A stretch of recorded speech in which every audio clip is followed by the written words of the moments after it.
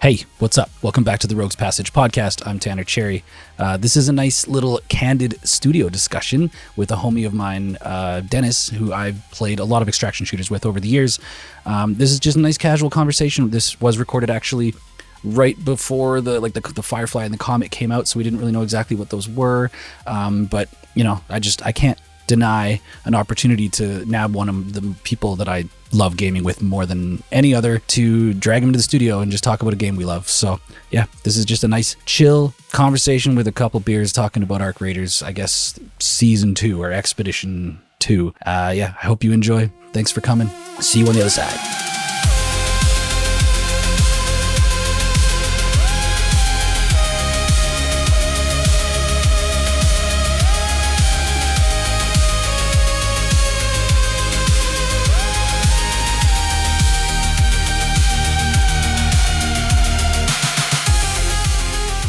What's up, everybody? Welcome back to the Rogue HQ, Rogues Passage.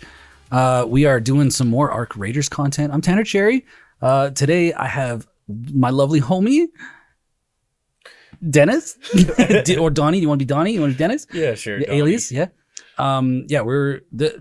Dennis and I cut our teeth playing Tarkov. You were playing it quite a bit before me. So I've been meaning to get you in here to talk some absolute shit about Arc Raiders with me, because this game is fire. Absolutely. I love talking trash. Yeah. Well, and it's easy to talk trash about Tarkov, that's for sure. I mean, that game is, as much as it's still like a grand love of our hearts. It's that's a game. And Arc Raiders has been this like cultural experience, man. Like there's so many people playing it. I've been obsessed with it. I know that normally we're in here talking about magic stuff, as you can see, if you're new to the channel. But mentally, I'm taking a break from magic because I don't know how many times they want to go back to Brooklyn and talk about Ninja Turtles and stuff. It's weird. The whole magic thing is weird right now. But Arc Raiders, I've been loving it. I've been obsessed. The funny thing is, I guess it was like 2 months ago we recorded the first episode of this. I recorded with my buddy Steve Rochill.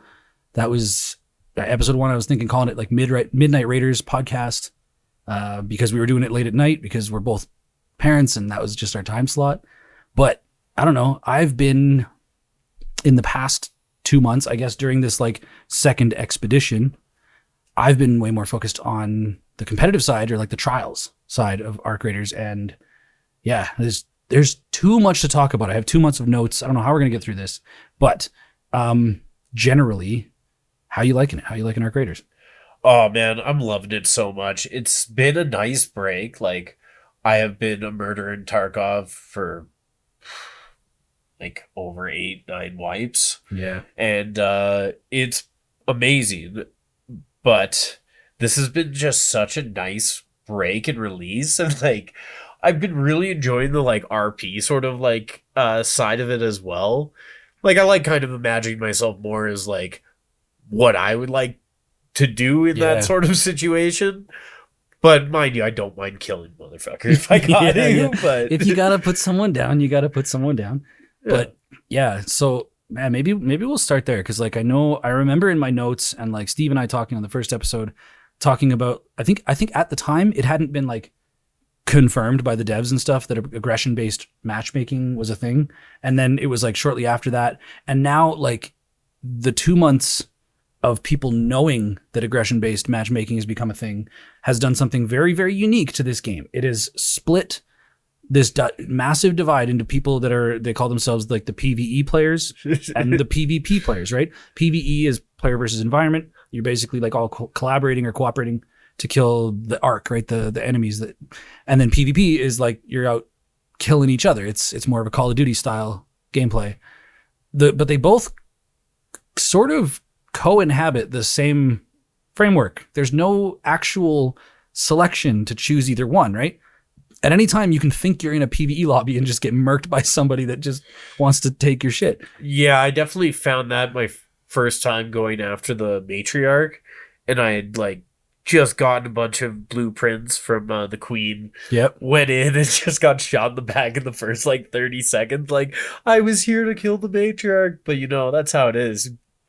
You got to be prepared for the worst, well, you know? I was actually listening to something today. The developers of this game, there's a bit of backlash being like, you know, there's not enough loot. on these giant, like the queen and the matriarch are the massive, huge boss. Not enough loot is kind of ridiculous. Well, there's not enough loot in regards to like what they meant was that they never expected an entire lobby of like 14 to 16 people collaborating to kill the queen or the matriarch. And then, really it's just as quick as like the first people that are there just take everything, right? So 14 to 16 people do not get their equal share. It's usually 3 or 4 people to get all of it. And what they said in response was that they never, ever actually envisioned the game to be this cooperative. Really? Yeah. They did not envision it to be that aggressive. They did envision... That would explain the trophies for like getting killed in the extract and stuff. Yeah, they've got some wild Steam achievements in this game, which oh my God, I'm trying to go for that platinum. I got 2 more to get. Oh. Yeah, I'm 48 out of 50. Very nice. Yeah, 45 out of 50 here. But yeah, aggression. So I guess for the people that don't know what we're talking about, aggression-based matchmaking is effectively like, depending on your behavior, you will eventually get matched with people that are similar behavior. So if you are like not shooting back or not shooting first, if you're not shooting other people at all, eventually you just get into what is called, or what people are very like, they're calling them the Care Bear lobbies, or like the vegan lobbies, or the unicorn lobbies, right? Like it's just basically a whole bunch of people jumping around. Like there's musical items, like instruments in the game. So there's people running around, like there's 16 people going after the queen. If you kill a flute player, you deserve to die. Yeah. If you kill someone playing a recorder, there's nothing I can say about your character. But yeah, like it's wild. If you are the type of person to engage in combat with other players often, then you get put in lobbies with people that are like-minded. And if you are very kind and you're, dropping people items and you're cooperating, you get put into like-minded. So it is actually sort of split the community into these 2 different spaces. And what's funny is like, I know that the internet is the internet, like Twitter and Reddit will be whatever they are, but there's like a ton of people that are just like mad about that, like just like, was so easy. It's so easy for the PvEers. And if you're on Reddit, everybody's mad about it. Yeah, that's what I mean. It's like, you shouldn't ever take that as a barometer for real life. But, I guess we don't really have to talk about the whiners. But how are you enjoying aggression-based matchmaking? Well, I definitely don't mind. Like, I like the fact that you're not gonna necessarily guaranteed a story. Like every playthrough is going to be a little bit different for you. Like each map is it's a whole new realm of possibilities. But like that didn't stop me from even being nice in Tarkov. It's not going to stop me from not being nice here. Tarkov I found was much more difficult to find somebody who was willing to be chill with you. It was a lot like harder because like you do have.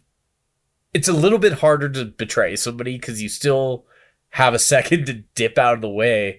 Whereas if you just get shot in the back of the head, you're done. Yeah, right? Tarkov is one of those games where basically any gun to your head, any bullet in the game to the head is a one-hit kill. As effective as they do on any match. Tarkov is much more granular realism, not realism, but yeah, I mean, like I never used to play Tarkov solo. I very rarely would. I'd usually like scav or whatever until my friends got on, which is like the sort of analogous to the free kit in Arc Raiders, right? You just like low risk, whatever. And I think, I don't know, maybe it was just because like Tarkov sort of feels like a horror game sometimes. Oh, it's terrifying. Yeah. And like Arc Raiders, I started playing solo because like, here and there, like, usual groups stopped playing as much. And I was just like, I'm obsessed. Like I love this game so much. And I was just like, I'm going in solo. And after a few rounds of being chill, you're just like surrounded by all these people that are totally cool. And the game feels way more, well, honestly, like you go to like my player stats and you scroll like the previous matches, and like out of 100 matches, there's like 2 that are red, 2 that I died. Like my survival rate is like 95% right now. And I think that's why people are like, well, the game's too easy for those players. And it's like, well, how does that affect you? It doesn't really, right? Like it doesn't actually. Well, then there's no way to actually gauge it because like depending on how somebody's feeling, especially now that it's getting close to the end of the expedition or wipe and whatever you want to call it. Because people have done everything they need to do. They're gonna get spicier. They wanna play with the toys that they got, and rightfully so. Yes, rightfully so. But it's funny that this guy I took him at face value.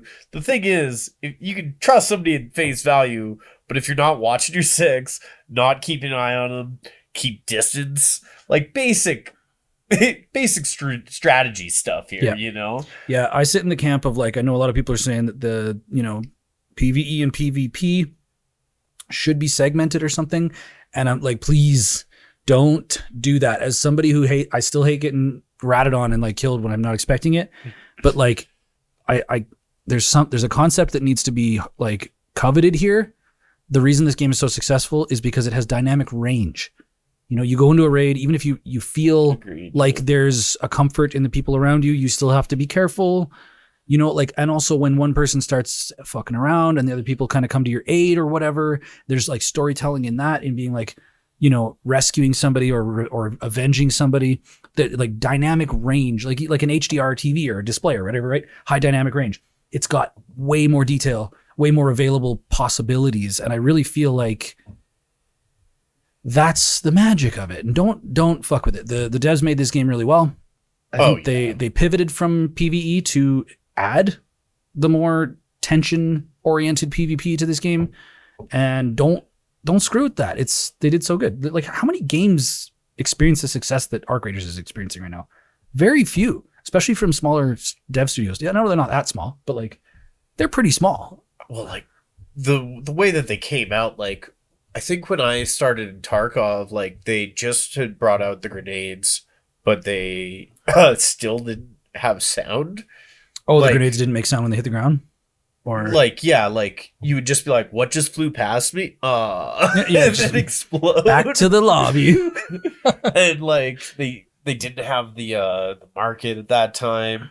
Honestly, it was kind of a bit more freeing of an experience. My one buddy, he started back when you could still heal and it just at the same time that you were shooting. Yeah. It was a very much broken game, and that's one thing that the complainers or whatnot should be very grateful for, is the fact that they've rolled out, they address a lot of things as soon as they humanly can, and yeah, they're killing it. Yeah, they are. They've been dealing with some stuff lately. There's the success that they're experiencing is vastly more than they expected. They had to grow their team. The studio's now over 300 people. Yeah, they're suffering from success. Yeah, they're suffering from success because when you take people who are competitively focused in a game like this, they figure out how to get inside the walls real quick and in the ceilings and break the games. And just recently they had a bug where people figured out how to. It's crazy that they figured this out. They figured out that if you're holding an item, any throwable item, and then you go into your inventory, take that item, move it one space, and then split the stack back to the other space, and then recombine them, then when you close your menu, you can then throw infinitely. There's no quantity change. So you could just throw infinite trigger nades, infinite leaper pulse units, and what they figured out was infinite ducks. The little rubber ducks are a valuable item that is a throwable, because they're also a tactical item. They're tactical. You know how much it makes me laugh when someone comes up to me and they're standing in front of me and they just pull out a duck and just smoke you in the face, and it just makes that squeak. Nothing makes me happy. What you gonna do about it? Throw a duck at me. If you ever meet me in game, throw a duck at my face. I will love you forever. But yeah, people figured out they could just infinitely duplicate these ducks, which are worth tens of thousands of dollars. And so the economy got torched, and they've tried to rectify this. The economy didn't really necessarily get torched because there's no no trading system. That's another thing. It's an honesty thing, and you know what? Yeah. If somebody did it, they did it. They got penalized, but that's their choice. It's the same choice as if, am I gonna sit in an extract and wait on people? No, that's not my jam. Mostly because ADHD, I can't just sit around that long. Gotta do some. Yeah, shout out to fucking Stankrat and Exfil Camper and Tarkov's streaming world. Holy, you're a beautiful monster. These dudes that will just have thousands of people or hundreds of people watching them, but just sit in a corner waiting for someone to come by. To their credit, though, they show people how to extract camp, but they didn't cheat. Yeah, they just start dirty human beings about it. Yep. They're and just Stank special. Rat may or may not be making food while he's murdering you. Right. Which hurts even more. So I did yeah. get done in by Exfil Camper though in Tarkov. Oh, you did? Yeah. Ooh, dirty. Yeah, it was a wipe. I had a graphics card on me. Fuck you, Exfil Camper. Yeah, get well him. played. Get him. All right. Well, we've got to try and dig through all these. Well, we don't have to. We'll see where it goes. We'll see. I don't know. This might be a 2-hour podcast. I don't know. Like the format of this podcast is I like talking about things I like doing. I like talking with my friends. Thanks for watching. We're just going to probably drink some beers and shoot the shit, right? So, yeah. This is the nice thing. You and I are both like experienced in Escape from Tarkov. So like there's certain things, comparisons that are fun to talk about. Yeah. The scavving, like you running a scav in Tarkov was basically you get loaded in with like a random set of gear and you can fuck around. And if you extract with that, you get to keep all that stuff. In Arc Raiders, you can free kit. Yeah, you can free kit, which is essentially you go in and they just give you a random shitty assortment of gear, but you can complete all your quests. And that was a huge thing. Yeah, and like it's interesting. There's no cooldown. Yeah, a lot of people are trying to raise the alarm bells about like free kits are a little too free. And like, I don't know, what are your thoughts on that? Like in regards to running free kits or up against people with free kits? Well, if you're broke, then you got to give them something. Like the hammer's not going to do it because there's a lot of other arc around. And like, you just need something that they can run, but they obviously like aren't, it's a level 1 gun. They don't have a huge ammo supply. So like, it's a battle of attrition if you're running into a free kitter, bait the shots, do what you can to outmaneuver them, really. But like, that's another thing that I see a lot of people in this game not utilizing enough is the fact that you're third person. Yeah. Working those angles, like getting cover. Like so many people I see, like I lost this fight and they're in the middle of a hallway. And their buddies get roasted. It's like map knowledge is like 9 times out of 10 what's going to win it for you. Well, people coming from a first-person shooter game are not. Well, it's me too. I can't remember the last time I played a third-person perspective game, and I've been having to learn. That's another thing. Having to learn. I've been stifling my learning of those skills in this game with the PvE lobby type gameplay because I'm not really coming up against a lot of PvP pushes, like players trying to kill me. I've been feeling the itch. I kind of want to I need to get You're still better. Passively training in a lot of ways though. Like when you're fighting God damn, the Rocketeers. Because like you dip inside, you're hiding behind, you're like trying to get an angle to see where it is. It's the same thing with the PvP though. Yeah. Like don't make that actionable move until you have them like in your sights, and then you have your cursor. You drag it across when you're like from behind cover to where their head's gonna be, and then you get some headshots in. Yeah, and that's like, it's a different monster in a lot of ways, but it's actually a lot easier than people make it out to be. But they give you a lot of tools, and then the dive moves are great. Oh yeah, the dodge rolling and diving in this game feels fantastic. The movement feels great. The movement feels super clutch. I mean, you sent me a video of a dude figuring out some new tech in Stella Montes about how to dive off the basically go from second floor to first floor, third floor, second floor, that guy instantaneously. Yeah, there's a high skill ceiling for PvP. The problem is right now I've been working on trials a bunch, which is the competitive leaderboards, and you basically get let's talk about trials for a second. There's basically 5 different things each week that you need to knock off points on, and whether or not you get enough points overall determines you promote in rank or demote in rank or double promote or triple promote. And this season I've worked my way all the way up to the second highest now. I'm at Hotshot. So Cantina Legend is right above, and I know for certain there's no chance. I can't do that. Because of all of the research that I've been doing over the last week on people that are actually trying for it. it's the top 1,000 players global. It's like there's 3.5 million concurrent players right now, and the top 1,000 are going to get Cantina Legend. I don't have the time. I don't have the time to dedicate to that. But it's like getting to where I am in Hotshot. I basically have to end of the week this week in Hotshot. I have to make sure I get enough points to hold that rank, and then I get the cosmetic rewards and all the other rewards for Hotshot, which will feel fantastic. It's kind of like the thing that I'm pushing for right now. Yeah. But yeah, like it's keeping me engaged. Like actually before I started focusing on trials, I finished all the quests. I finished my expedition requirements, which is like all your wipe. Like I kind of finished everything, and I really did have a couple or a few days where I got on and I was like, what do I do? Like, why do I even go? Why do I even go into raid? What's the point? Because it's addicting. Yeah. No, it's like one of the reasons why I started off with Tarkov, because there was no other game quite like it.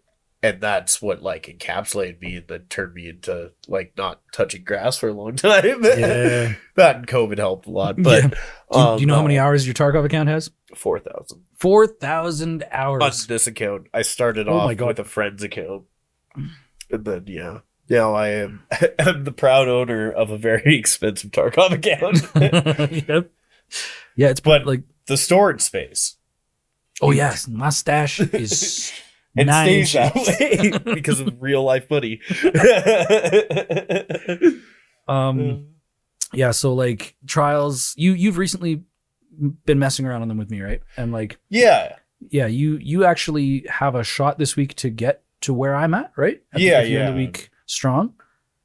So I think we can do it. Yeah, we can definitely do it. But I mean, I'm going to leave most of the trials discussion for episodes coming up here, because I have a couple people from the subreddit that are down to talk about specifically trials. Yeah, people that are, one of them is the moderator, I guess, or the creator of the subreddit and the Discord, and he's actually like, I believe, an existing Cantina Legend, and is also trying to lock it in for this final week. So yeah, he was like, I need the week, and then we can talk.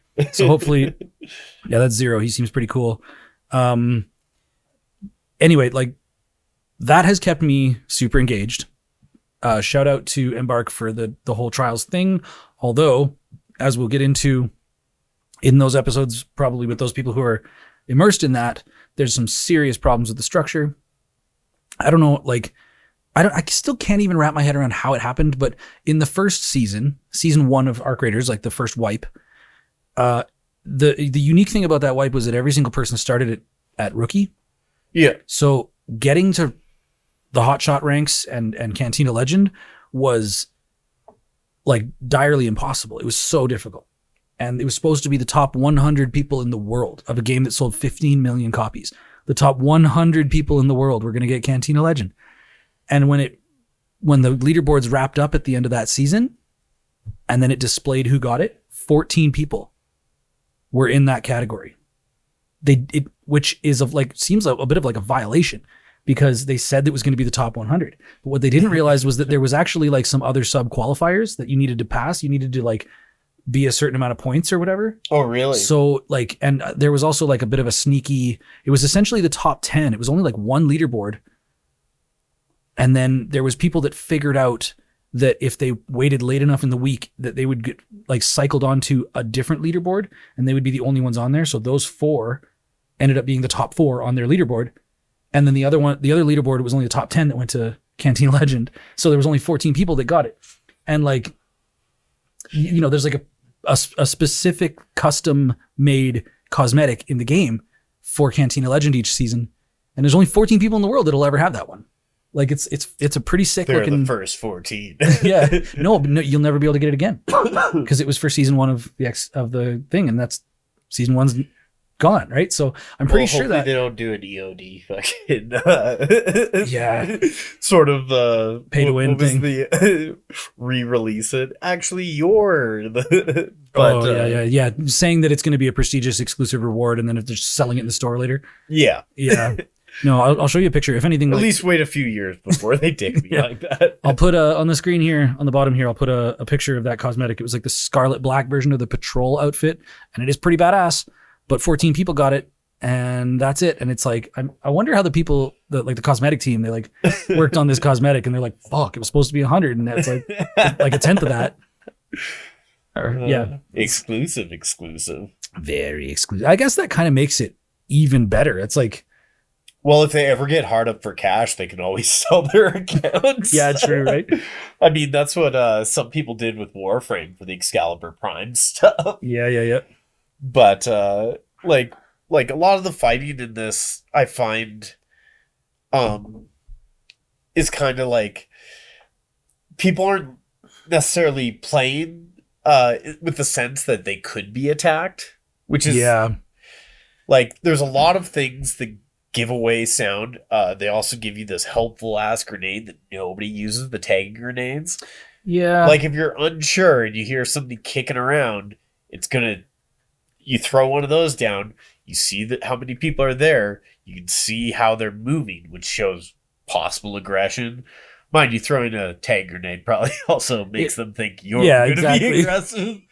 But it's actually non-lethal, so I mean, like if you can't fight like on your terms, you get spooked, like at least be prepared. Like there's one thing that's heavily underused is like the birds sightings and stuff. Oh yeah. Which I felt was taken from gosh darn it, what's that game? Oh yeah, Hunt Showdown. Right? Yeah. And like Hunt Showdown, I actually felt was more like the precursor to Arc Raiders than Tarkov was. It's another extraction shooter. It's a 3-man team. You're all kind of going for the same sort of objective, like the Matriarchs and whatnot. There's not enough to go around. But you kind of fight over the rewards of the map. I mean, if it would be nice that if you did kill like a Matriarch or Queen, if there was more ammo on it. Because like the one thing I'm feeling when I'm like heading to extract after killing one is like, damn, if I had some more fucking ammo right now, I'd feel a lot safer. Yeah, usually I guess when it comes to like fighting the Matriarch or Queen, which that was what pushed me to like I feel like I wasn't at a spot where I was like felt like I could take on those large enemies because they felt a little too. I went in with an Anvil 3 and like 120 rounds of ammo. Yeah, and I went in there and was like to the gosh darn it, what's it called, where the Queen protects. Oh, the Harvester. The Harvester. And there was a guy in there. I was like, hey, do you know how to do this? Because I don't. Yeah, it's like, what do we do here, man? Throw yourself in there.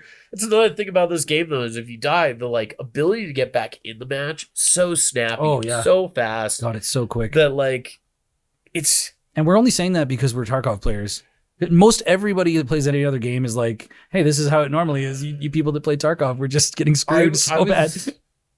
I was so addicted to Tarkov that, and it was during when they like really, really were having problems with their servers, and me and like 4 friends would load in, and it'd be a 45-minute wait. So we would just like talk or like watch a video until somebody was like, yep, we're in. And then we played with a lot of Mike.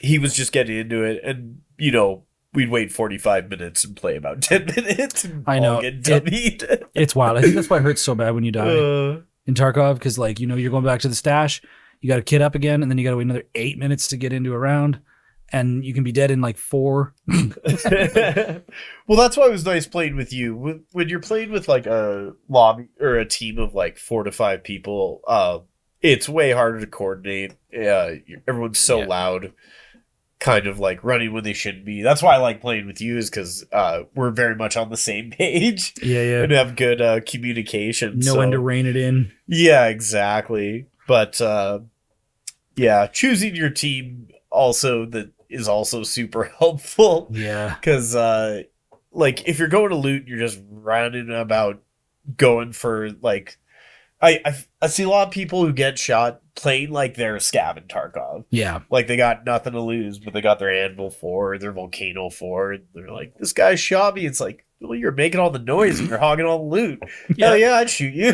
Oh, dude, the amount of people in my building. The amount of people in the chill lobbies that are complaining about the fact that like, they'll run up and they'll bring a a loot key, like one of the keys for the locked rooms, and they'll go up and they'll unlock that room, right? And then they'll go in and they'll hit the weapons case, the lockers, and then they look over and there's just like people flooding in, just starting to loot everywhere. Yeah, booby trap your rooms, people. Yeah, there's like people that just if you don't want to lose it, make it so. There's people that are like, man, like I don't normally shoot people until all of a sudden it's just like, I just unlocked this room. Like you didn't even come in and ask. You just like come in and you're like, hey, thanks for opening the door, man. I'm going to take all your shit. Like it's wild. Anyway, like it's the damn free kidders. In regards to the Queen and thing, like I didn't feel safe or comfortable. I didn't feel like I was at the level to start taking on queens and matriarchs. But what pushed me to do it was the Steam achievement thing, because there's a Steam achievement for killing the queen and you have to be the one to get the killing blow on it.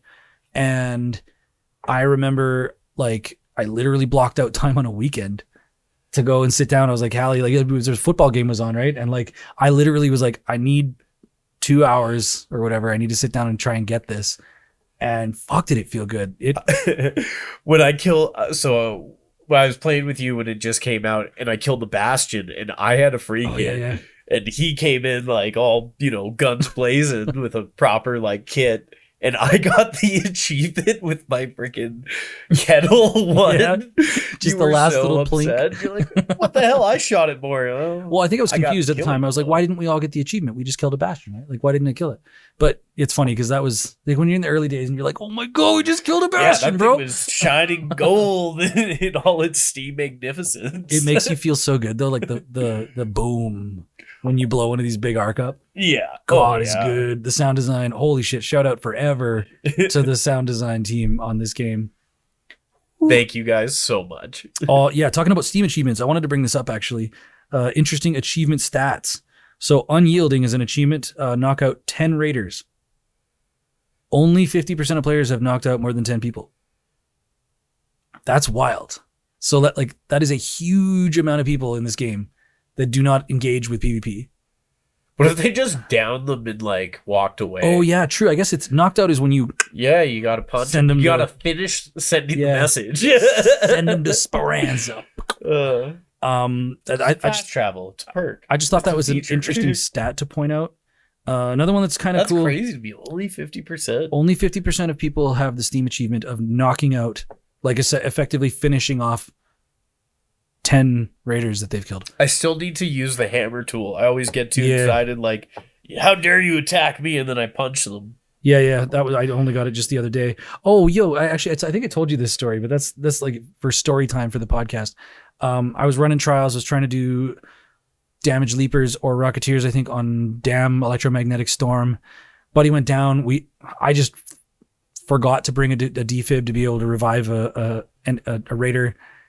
And he was just like, screw it, man, take my gear. Cause like the extracts were about to close. And he's like, screw it, man, just take my gear, man. Just send it. And I was like, brother, can I send you to Valhalla with my raider tool, my big hammer? So there's a Steam achievement for doing that, right? Just like knocking the crap out of someone with your hammer.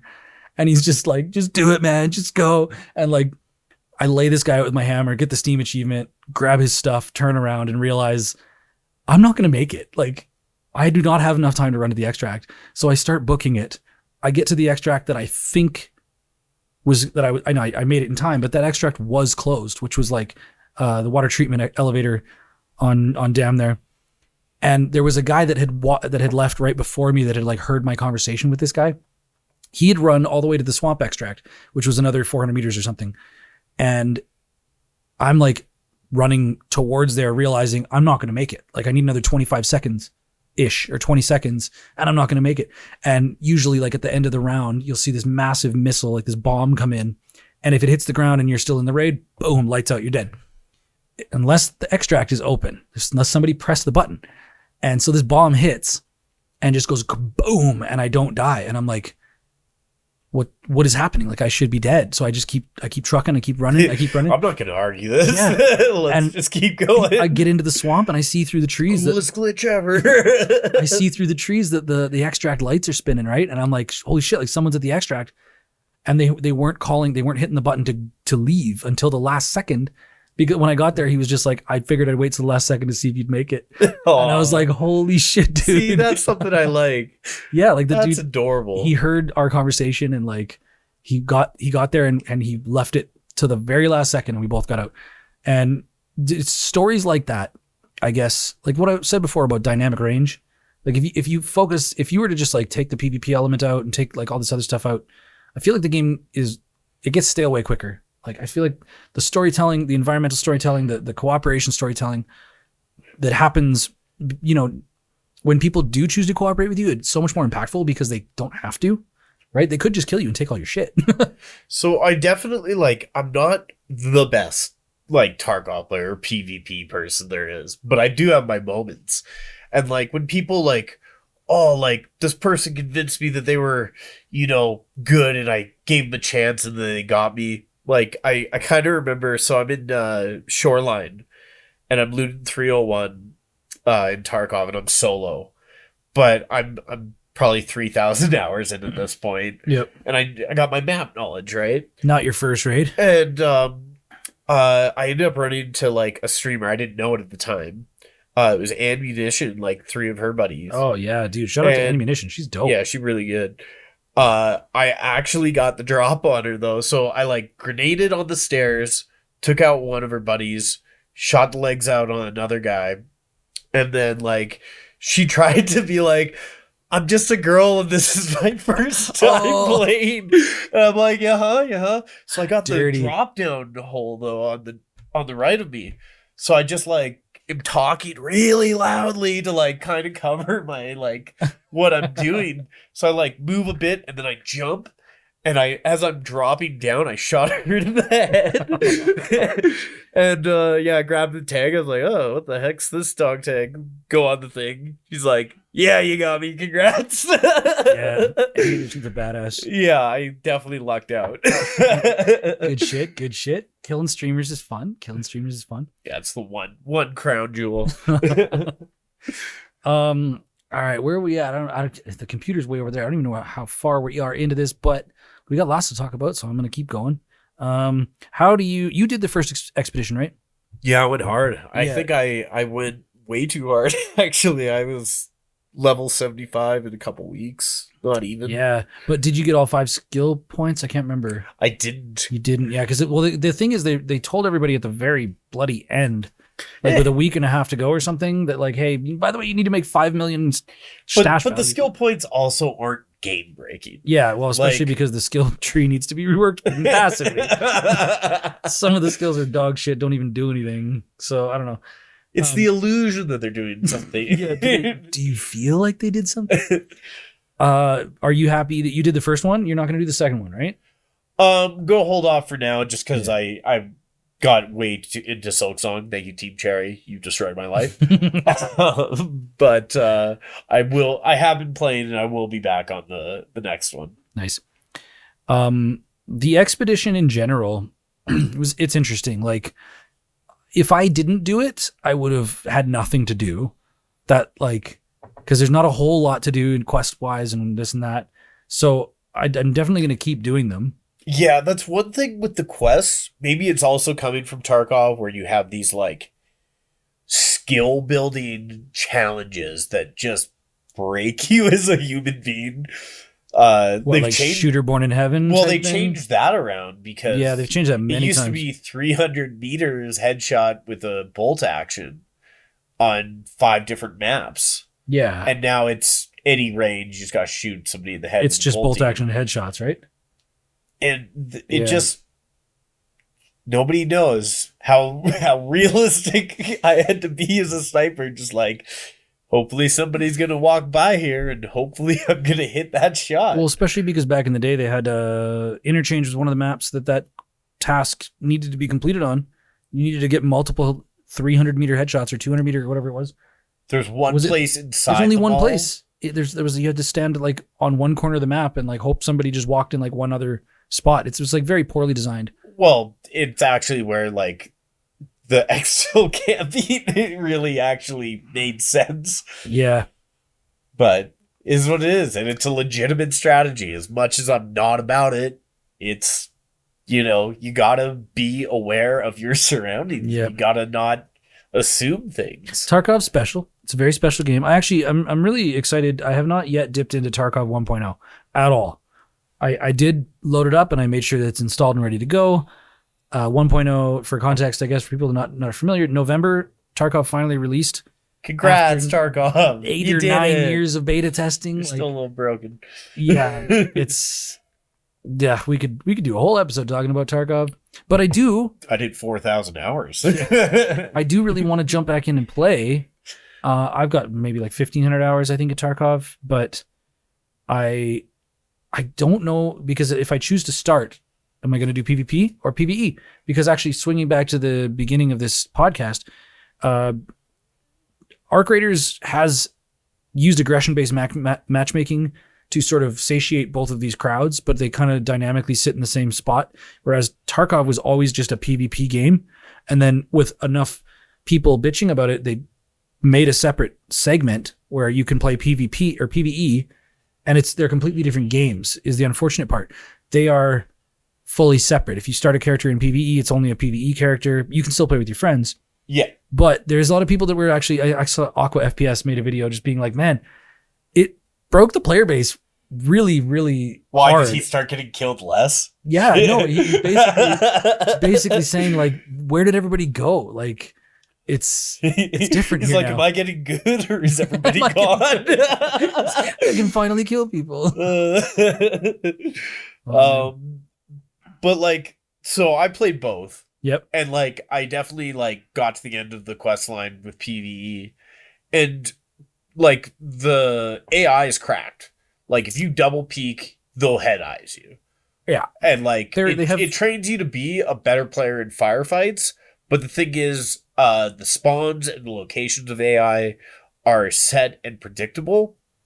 And like areas where like at a certain point you're in D2 map on Tarkov in reserve, like you'll go down and where it's supposed to be the, dick hard, like you might get jumped here. Yeah. There's nothing there. And really? Yeah, they don't go that far. Oh. So you're safe, and it doesn't feel right to feel safe. Like you don't have a guy hiding on a like door ledge ready to snipe you, and like that I feel makes you a weaker player because you don't have that element of surprise. It's like, the human element. Like no matter what, you're gonna get dead. You're gonna die in these games. Yeah. And that's the thing.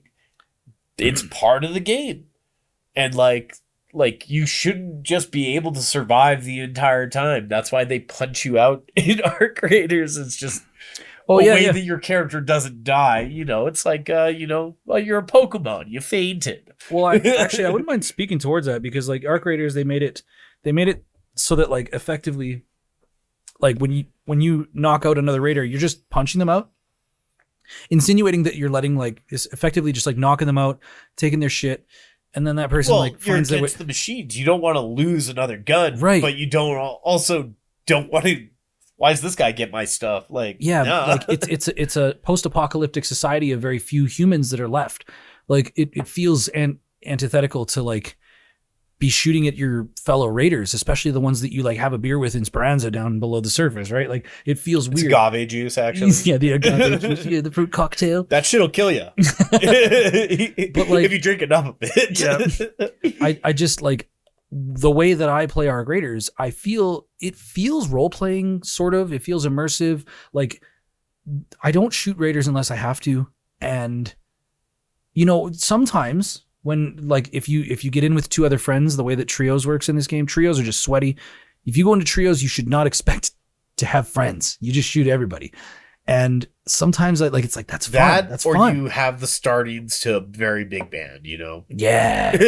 Big band jams, word up. That's one thing that I think would be really awesome. Like after we just get tired of collecting blueprints, if we can collect different sorts of music, like that'd be cool. Like different songs for the instruments to play? Yeah, you progress with the instruments. It'd be hilarious. Did you know that all of the recordings for the guitar and the shaker and the flute and all that, they're all actually like from the Embark Studio? Like there's just people that worked on the game just jamming out. Sick. I appreciate that. They seem like great people. Also, if we could make those stationary pianos be playable, the grand piano in Spaceport or something like just a big organ. No, but I was talking about Buried City and the houses. There's pianos everywhere. If you just walk by and like did a little few notes, you know. Yeah. It also would be bad to make a trap. It'd be cool. Yeah, so there's lots coming. That one for free, Bart. There's lots coming to the game, like February 24th. So what is it right now? It's like the 19th or the 18th or something. Yeah, we got new stuff coming. There's a new arc threat coming. I don't know if I'm hoping that doesn't just mean they're moving the shredders to a new map. No, I think they're gonna create something a little bit more vicious to keep us like on our toes. Yeah, it seems like the little icon next to the new arc threat on the roadmaps, it suggests some sort of flying arc.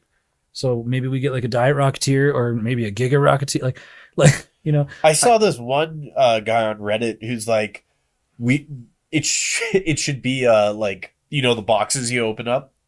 It should be like a mimic box. Oh yeah, I saw that. I was like, that's sadistic. Yeah, like a mimic from D&D. It's interesting thought too, because like you introduce an arc that may not like spawn necessarily a lot like that. Like maybe there's one or two in the map. It would definitely cut like something that's too hard for a single person to take down. That would be kind of cool. It would entice you to kind of like maybe join up for like it's cool to see what they're going to throw our way, because I would like to see the things where it's like, all right, we're going to put these differences aside, we're going to kill this, and then, you know, if we have enough ammo, who knows, maybe we'll have to beat each other to death with hammers, you know. Well, Cold Snap was kind of like that. Like the environment was very, you know, if you stayed outside too long in the Cold Snap map condition, you would start to lose health because of frostbite. And actually, I don't know if you saw, but I think it was today, a matter of hours ago, they released the trailer for the one that's coming out very soon, the headwinds or whatever. There's a map condition called like Hurricane, and it's like gale force winds, and that blows. That blows, man. Apparently it's going to be like heavy debris and like a directional wind. So you're just trying to loot something to get taken out by it. Toppled over.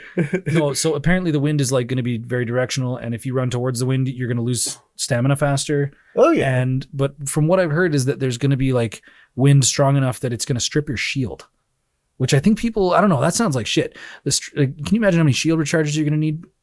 If just being outside means your shield is depleting? Well, what I would do then is I would bring a shield in. I mean, you still got that loading time, but like I would like be in a building, and if I hear somebody walking up, like after, like I would walk to and fro without a shield on. Oh, interesting. Well, it takes a little while. Like if you put a shield back on, it takes a while. A few seconds, but like I see. It's a risk you're gonna have to take. Interesting, because yeah, they described that effectively like, when the wind and the debris is like that's something I need to test actually. If you re-equip the shield and you use a charger immediately, does it fill it up immediately? I think so. Yeah. I think that's definitely something I would explore then with that tactic. Yep. Like, okay, I'm at the building, I'm about to go in, it might get spicy, but I would probably rock without a shield when I'm walking in between places.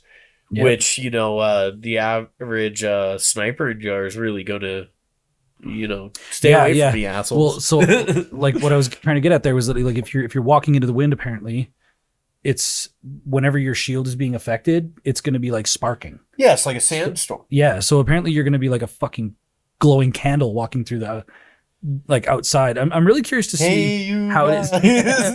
I'm over here. Now all of China knows. It's Italy. Book your hotels today, people. So yeah, go to the Stella Montes Hotel. Don't leave them a bad review. Those guys seem like they're great. So Expedition's coming up. I currently have everything ready to go. I think the only I've been stashing some blueprints with my homie over here because he's not doing it, you know. So. And I think I just need to give you the Geiger counter for my trophy display. Because, yeah, that was one thing. Somebody was just like... 300,000. Yeah, it's like 300,000 coins. You almost will have enough to build a respectable stash size. Yep. Oh, that's one thing they got to change, man. No, I like stash it. Is I like it. I like it's something to fight against. It slows down the progression. Yep. Although it's too tall. It's gonna start to get too tall. And also, like, if I can just make one soapbox thing, why the fuck does a single lanyard take up the same amount of stash space as like I can stack 3 Bastion cells, I can stack Bombardier cells. Like I have a whole drawer full of backstage passes for Braves, and you know what? They all went on one lanyard. Yeah, they gotta fix. I mean, Tarkov had like really. But it'd be cool to like behind a locked door. You may or may not get the extra special gold lanyard. I don't know. Like Tarkov had, it was like the end game was like the crazy stash that they could build though to mitigate that. Is like Tarkov had the cases, which ended up becoming the end game. Dear Christ, when you got that freaking the thick cases and stuff, thick case, you felt like a god.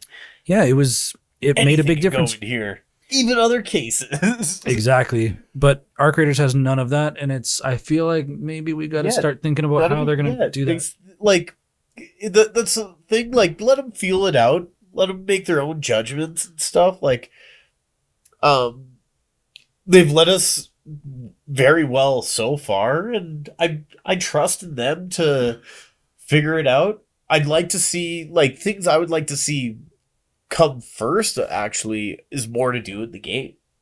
More content?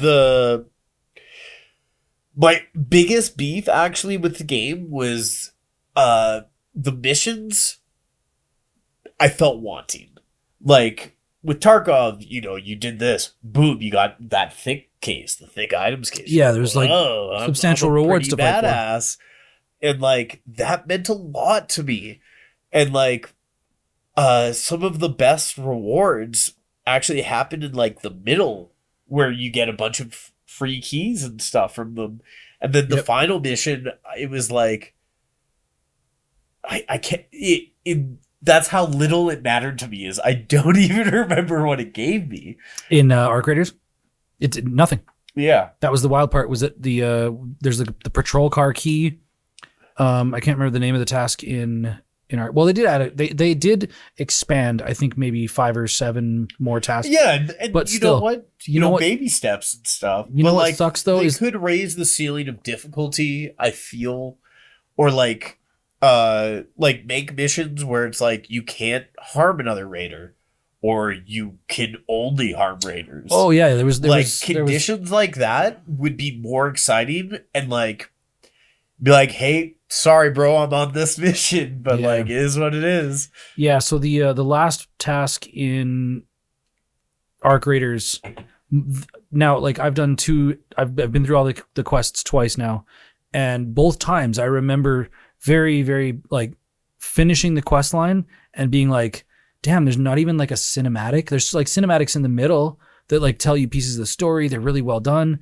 And then like you finish the last task and you just go back to the lobby and you just have nothing to do. I almost felt that they didn't expect people to finish it. Yeah, almost. But like, dude, Shroud is, I mean, he's a epic, incredible pro gamer. He's pretty good. He was level 75 on day 6.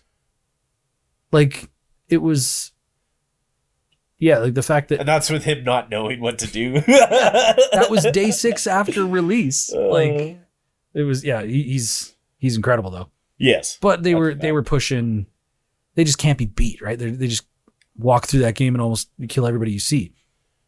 But man, where do we go from here? So yeah, the expedition is coming up and I'm excited for it. They still haven't really released. Yeah, so it's 7 days. They still haven't even shown us what the rewards are going to be for the expedition, like the new cosmetic. They haven't. I feel like this is a weird thing, is that they've put this cadence of the wipe cycle is every 2 months instead of every 6, like Tarkov. Do you think that they kind of give themselves a bit off than they could chew? Maybe, in a sense. I don't know. Like I'm sure we're just going off the cuff. Like, oh shit, I promised them something. It's like, oh shit, did anybody prepare something for this? It's happening on Wednesday. Backpack charm, and it'll all be good. It'll blow over. Yeah, I don't know. We'll see where we go. Like I'm gonna hopefully maybe, what is it? It's Thursday today. I'm going to snap off another episode. Is the next one the Scrappy update? I don't know. I think that Scrappy update is coming in. It's weird that I'm so excited for it, but goddamn, do I love that fucking chicken. Yeah. Fucking Scrappy. Although I'm also a little disappointed that he doesn't give me eggs to throw at other raiders. Oh, that'd be sick. You could you could go egg someone's house. If they stay in your inventory, they get rotten and your fucking raider gets all... Yeah. All right. Where I want to land this ship, I guess, is talking about that, like what we were mentioning just a minute ago, was the cadence of the wipe cycle. The fact that, like, we're used to playing an extraction shooter that wipes it twice a year effectively, normally. But it wipes the global market. Everybody's character, everybody's accounts get reset. Arc Raiders decided to do something pretty bold where they were like, we're going to respect people's time more. We're not going to force you to wipe, which is like, everyone was like, whoa. The economy is just going to get like inflated over time and you're not going to be able to control it. But some people, you could wipe or you couldn't, or you didn't have to. But the cadence that they chose was 2 months. Yeah. We're doing an expedition window like every 2 months in this game, which is kind of nutty because like that's 6 wipes a year and you're getting extra skill points with each one of these. And I know they're talking about making a maximum of available extra skill points, because what I wrote down here was like, what happens towards the future? Like, will people just like permanently be behind? Like if you come into this game 18 months in, will you just be like, well, I could never catch up. There's no possible way I could ever get to like the availability of like skill or like skill points or buffs or, repair value or experience buffs. Like you're just going to be so far behind and you'll never be able to catch up. But the thing is they have come out and said that they're going to cap things. They're going to cap those rewards. Yeah. Now that'll allow people to catch up. But what does that mean for the people who are trying hard, who are actually wanting something now, like give me a reward for doing another expedition? Like, how are they going to satiate? They've set this cadence of 2 month wipe cycles. What are they going to do for people if there's no skill points to acquire? What are they going to do? I wonder if they'll separate lobbies then based on wipes. Dude, yeah, I think that separating the lobbies... That makes the most sense to me. I mean, Tarkov had to do that at some point. With adding PvE? No, I was referring to the 1 to 20 levels. Right, for with Ground Zero. Yeah, they made a beginner map. Give those beginners that like breathing room, but they didn't have that for quite some time, right? Oh, that was very recent. I'm actually interested. Like, I had the option to just like hunker down and strive for this expedition, which I totally could have. But I was also a little. You still can. I probably still could, but I was also just curious to see what it was like on this other side, because like I know Life Tarkov for so long that I was like, I want to do some other things and whatnot. So I was like, oh, I'm gonna test what that means for myself to just like missile wipe. Yeah. So I'm gonna have all these blueprints and like.